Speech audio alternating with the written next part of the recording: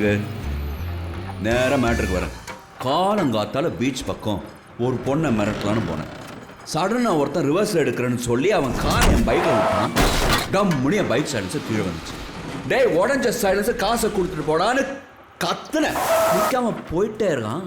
நானும் செம கானில் துரத்தினே வந்தேன். இங்கே வந்து பார்த்தா ஆல் மூஞ்சி அக்யூஸ் மீன்ஸாக இருக்குது. டூமாங்கோலி எப்படி போனா எனக்கு என்ன? என் பைக்குக்கு சைக்கோலி சேதாரம் 20,000 கொடுங்க.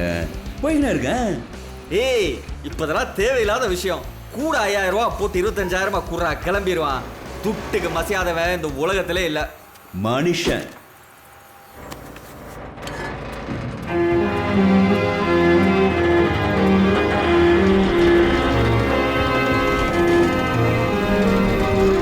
சரியா சொன்ன மச்சி.